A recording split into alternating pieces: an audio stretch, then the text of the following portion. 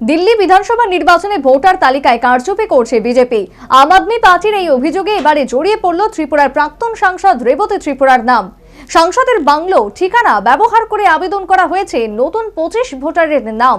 বাংলোটি বহুদিন আগেই ছেড়ে দিয়েছেন রেবতী ত্রিপুরা।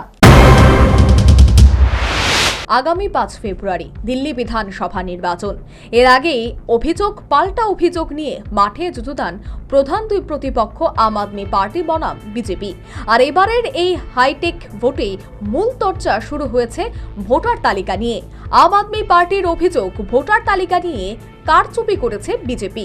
গত 11 জানুয়ারি দলের পক্ষে নির্বাচন কমিশনে অভিযোগ করা হয়েছে বিজেপি একদিকে যেমন ভোটারদের তালিকা থেকে বাদ দিতে অভিযোগ করেছে, অন্যদিকে বাইরে থেকে ভোটার এনে তালিকার নাম তুলতে চাইছে বিজেপি। এদিন দলের সাংসদ সঞ্জয় সিং এক সাংবাদিক সম্মেলন করে অভিযোগ করেন যে মোট 13,000 নতুন ভোটারের নাম তালিকায় তোলার জন্য আবেদন করেছে বিজেপি। শুধু বিজেপির 8 সংসদের সরকারি আবাসন থেকে মোট 173 জন ব্যক্তির নাম ভোটার তালিকায় তুলতে আবেদন করা হয়েছে। আর এই তালিকাতে জড়িয়ে গেল রাজ্যের প্রাক্তন সাংসদ রেবতী ত্রিপুরার নাম। সঞ্জয় সিং এদিন সাংবাদিক সম্মেলনে অভিযোগ করেন অন্যান্য সাংসদদের পাশাপাশি প্রাক্তন সাংসদ রেবতী ত্রিপুরার সাউথ এভিনিউ ব্লকের ঠিকানা থেকে 25 জন নতুন ভোটার নাম তোলার আবেদন করা হয়েছে। साउथ एवेन्यू में एक एक्स एमपी है भारतीय जनता पार्टी के त्रिपुरा के, जिनको कि गेस्ट एकोमोडेशन में जगह मिली है, रेवती जी, उन्होंने 25 वोट बनवाने के लिए एप्लीकेशन दी है।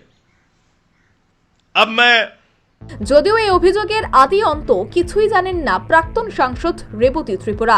এই অভিযোগ নিয়ে তার প্রতিক্রিয়া জানতে চাওয়া হলে রেবতী ত্রিপুরা বলেন সাউথ এভিনিউর বাংলোটি তিনি দীর্ঘদিন আগেই ছেড়ে দিয়েছেন, নতুন করে আবাসনের জন্য আবেদন করেছেন, কিন্তু এখনো তাকে কোনো নতুন আবাসন দেওয়া হয়নি। তার পুরনো ঠিকানা ব্যবহার করে কে বা কারা ভোটার তালিকায় নাম তুলতে আবেদন করেছে তা ওনার জানা নেই।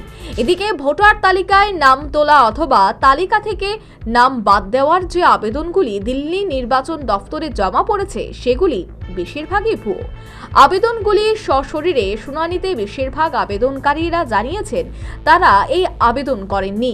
একইভাবে সাউথ এভিনিউয়ের ঠিকানা থেকে রেবতী ত্রিপুরার নামে সে আবেদন সম্পর্কে ওনার কিছু জানা নেই। এমপি সঞ্জয় সিং দিল্লিতে একটা প্রেস কনফারেন্স করছেন এবং কইরা অভিযোগ করছেন যে বিজেপির অনেক এমপিরাই নতুন কইরা ভোটার লিস্টে নাম তোলার লেগে তাদের অ্যাড্রেস থেকে ভুয়ো ভোটারের নাম পাঠাইতেছে। এক একটা বাড়ির থেকে 25 জন 35 জন করে পাঠাইতেছে। তো এরকম একটা এরকম দিল্লিতে তো সেরকম একটা অভিযোগে আপনার বিরুদ্ধে অভিযোগ, আপনি সাউথ এভিনিউ যে আপনার গেস্ট অ্যাকোমোডেশনটা আছে বা বাংলোটা আছে ওখান থেকে 25 জনের নামে নতুন ভোটার লিস্টে নাম তোলার লেগে আপনি নাম পাঠিয়েছেন।